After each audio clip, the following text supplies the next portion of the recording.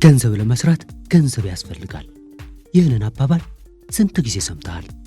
ምናልባት ቤተሰቦችህ ነግረውሃል፣ ጓደኞችህም ይነግሩሃል፣ ወይም ደግሞ ራስህ ለራስህ እየነገርከው እያታለልክበት ነው።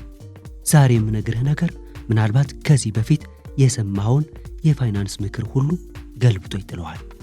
አብዛኛው ፋይናንሻል ጉሩ ወይም መካሪ የሚልህ ገንዘብህን አጠራቅመህ አክሲዮን ግዛ ወይም ቤት ግዛ ወይም ወርቅ አስቀምጥ ነው።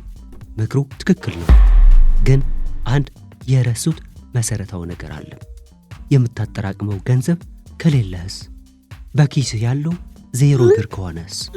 የባንክ አካውንትህ ባዶ ከሆነም እንዴት ነው ኢንቨስተር የምትሆነው? ዛሬ እዚህ የተቀመጥነው ስለ ሴቪንግ ወይም ስለ ቁጠባ ልናወራ አይደለም። ዛሬ የምናወራው ስለ ቢልዲንግ ወይም ስለ ግንባታ ነው።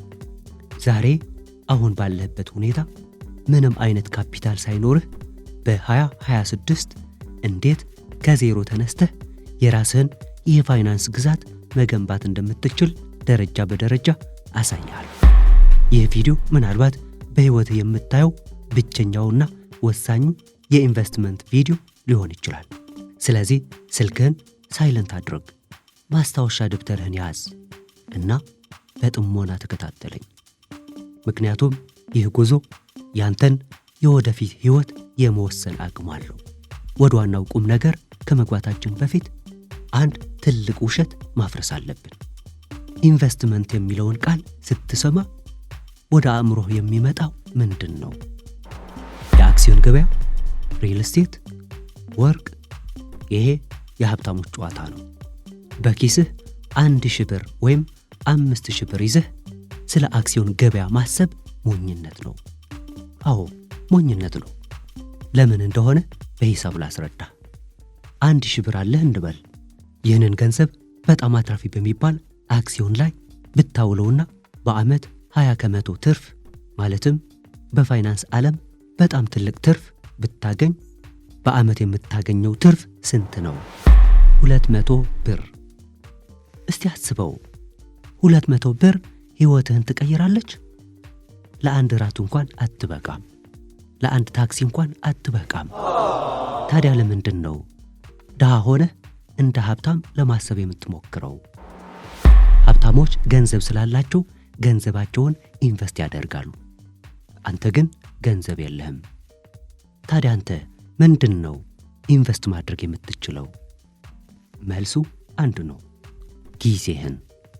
ግን ጊዜ ወርቅ ነው የሚለውን የተለመደ አባባል ልነግርህ አይደለም። ጊዜ ወርቅ የሚሆነው ወደ ወርቅነት የሚቀይረው ማሽን ውስጥ ሲገባ ብቻ ነው። ያ ማሽን ደግሞ ስኪል ወይም ክህሎት ይባላል። የመጀመሪያው ደረጃና ከዜሮ ለሚነሳ ሰው ወሳኙ ህግ፣ ኢንቨስት ኢን ስኪልስ ኖት አሴትስ። ክህሎት ላይ ኢንቨስት አድርግ እንጂ ንብረት ላይ አይደለም። የሰው ልጅ ካፒታል ወይም ሁማን ካፒታል የሚባል ነገር አለ። ይህ ማለት ያንተ ዋጋ ማለት ነው። ያንተን ዋጋ የሚወሰነው በባንክ ያለህ ብር ሳይሆን አእምሮህ ውስጥ ያለው ዕውቀትና ችሎታ ነው። ዛሬ ላይ 0 ብር ሊኖርህ ይችላል፣ ግን ጠንካራ የሆነ ገበያው የሚፈልገው ሃይ ኢንካም ስኬል ወይም ከፍተኛ ገቢ የሚያስገኝ ክህሎት ካለህ አንተ ድሃ አይደለህም። አንተ ባዶ ኪስ ያለህ ሀብታም ነህ። ገንዘቡ መምጣቱ አይቀርም። ለምሳሌ ቪዲዮ ኤዲቲንግ፣ ኮፒራይቲንግ ማለትም ሰዎችን በጽሁፍ ማሳመን፣ ዲጂታል ማርኬቲንግ ወይም ደግሞ እንደ ዛይ ቤተሰብ ትሬዲንግ። እነዚህን ክህሎቶች ለመማር በሚሊዮን የሚቆጠር ገንዘብ አያስፈልግህም። ዩኒቨርሲቲ ገብተህ 4 ዓመት መፍጀት አይጠበቅብህም። የሚያስፈልግህ ነገር ቢኖር በየቀኑ የምታባክነውን ጊዜ ወደ ዕውቀት መቀየር ነው። ዩቲዩብ ላይ የፕራንክ ቪዲዮ ከማየት ስለ ካንድልስቲክ ፓተርን አጥና። ቲክቶክ ላይ ከመሽከርከር ስለ ማርኬት ሳይኮሎጂ አንብብ። የመጀመሪያው ኢንቨስትመንትህ ገንዘብን ኢንቨስት ማድረግ ሳይሆን ጊዜን ኢንቨስት ማድረግ ነው። ራስህን እንደ አንድ ቢዝነስ ቁጠር። ይህ ቢዝነስ ትርፋማ እንዲሆን መጀመሪያ ማምረት መቻል አለበት። ምርቱ ደግሞ ያንተ ችሎታ ነው። አሁን ስኪል አለህ እንበል። ሁለተኛው ደረጃ ምንድን ነው? ከክህሎት ወደ ገቢ አክቲቭ ኢንካም ጀነሬሽን። ይህ ደረጃ ዘ ግሪን ፌዝ ይባላል። ላብ የምታፈስበት፣ እንቅልፍ የምታጣበት ጊዜ። የተማርከውን ክህሎት ተጠቅመህ የመጀመሪያውን $100 ወይም 1000 ብር የምትፈጥርበት ደረጃ። ብዙ ወጣቶች እዚህ ጋር ይወድቃሉ። ለምን? ምክንያቱም ፓሲቭ ኢንካም ወይም ተኝቶ ማግኘት የሚለውን ቃል በተሳሳተ መንገድ ስለተረዱት። ምንም ሳይሰሩ ምንም ሳይለፉ ዝም ብሎ ገንዘብ የሚመጣ ይመስላችኋል። ወዳጄ፣ ተኝተህ ገንዘብ ለማግኘት መጀመሪያ ሳትተኛ የሰራው ሲስተም ሊኖር ይገባል። መጀመሪያ ጉልበትህን ሸጠህ ካፒታል መፍጠር አለብህ። ትሬዲንግ ተምረሃል? በትንሽ ካፒታል ጀምር። ወይም ደግሞ ፕሮፕ ፊርም በሚባሉ ኩባንያዎች ፈተናቸውን አልፈህ የኩባንያውን ገንዘብ ትሬድ አድርግ። ይህ የ21ኛው ክፍለ ዘመን ስጦታ ነው። የራስህ ገንዘብ ባይኖርህም ችሎታ ካለህ የሌሎችን ገንዘብ አሰርተህ ትርፍ መጋራት ትችላለህ። ግን ይህ የሚሆነው ቅድም በደረጃ 1 ላይ ክህሎትን በሚገባ ከገነባህ ብቻ ነው። ያለ ክህሎት ወደዚህ ደረጃ ብትመጣ እድልህን ሳይሆን ስምህን ነው የምታበላሸው። እዚህ ደረጃ ላይ ስትደርስ ገንዘብ መግባት ይጀምራል። በየወሩ ቋሚ ያልሆነ ግን እያደገ የሚሄድ ገቢ ታገኛለህ። አሁን ትልቁ ፈተና ይመጣል። ላይፍ ስታይል ኢንፍሌሽን ወይም የኑሮ ደረጃን ማሳደግ። አብዛኛው ሰው ትንሽ ብር ሲያገኝ ምን ያደርጋል? ስልኩን ይቀይራል፣ ልብስ ይገዛል፣ ለጓደኞቹ ይጋብዛል፣ ያገኘውን ፍሬ መልሶ ይበላዋል። አንተ ግን የፀሐይ ተከታይ ነህ። የረጅም ጊዜ ራዕይ አለህ። ያገኘውን ገንዘብ አትበላውም። ለምን? ምክንያቱም ያ ገንዘብ ለደረጃ 3 የሚሆን ዘር ነው። ዘርህን ከበላህ መኸር አታገኝም። ሶስተኛው ደረጃ አሴት አሎኬሽን ወይም ገንዘብን ማሰራት። አሁን በእጅህ የተወሰነ ካፒታል አለ። 50,000፣ 100,000 ወይም ከዚያ በላይ ብር አጠራቅመሃል። አሁን ነው ወደ እውነተኛው ኢንቨስትመንት የምንገባው። አሁን ነው አክሲዮን፣ ቦንድ ወይም ሌሎች ንብረቶች ትርጉም የሚሰጡት። ገንዘብህን በ3 ቦታዎች መክፈል ትችላለህ። አንደኛ ሃይ ሪስክ ሃይ ሪዋርድ፣ ከፍተኛ ሪስክ ከፍተኛ ትርፍ። እንደ ትሬዲንግ ያሉ ሰዎች። ይህ በፍጥነት እንድታደግ ይረዳሃል። ወጣት ስለሆንክ ሪስክ መውሰድ ትችላለህ። ቢከስርም መልሰህ መስራት ትችላለህ።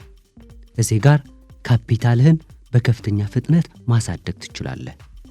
ሁለተኛ ሜዲየም ሪስክ መካከለኛ ሪስክ፣ እንደ ቢዝነስ የራስህን ምርት መሸጥ፣ ኢኮሜርስ ወይም ዲጂታል ፕሮዳክት። ይህ ፓሲቭ ኢንካም ወይም ተኝተህ የምታገኘው ገቢ መሰረት ነው። ሶስተኛ ሎው ሪስክ ዝቅተኛ ሪስክ፣ እንደ ወርቅ፣ መሬት ወይም ቤት። ይህ ሀብትህን ከዋጋ ንረት ወይም ኢንፍሌሽን ይጠብቅልሃል። ጀማሪ ስለሆንክና ካፒታልህ ስላልበዛ አብዛኛው ገንዘብህን መልሰህ ቢዝነስህ ላይ ወይም ትሬዲንግ ካፒታልህ ላይ አውለው። ራስህን ስኬል አድርግ። በ100,000 ብር መሬት መግዛት አትችልም፣ ግን በ100,000 ብር የትሬዲንግ አቅምህን ወይም የቢዝነስ ማስታወቂያህን ማሳደግ ትችላለህ።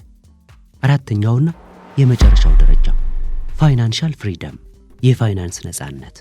ይህ የሁሉም ጥረታችን መድረሻ ነው። ይህ ሁሉ ለምንድን ነው? ለነፃነት። የፍላይዊል ኢፌክት የሚባል ጽንሰ ሐሳብ አለ። አንድ ትልቅ የድንጋይ መንኮራኩር አስብ። መጀመሪያ ይህንን መንኮራኩር ለመግፋት በጣም ይከብዳል።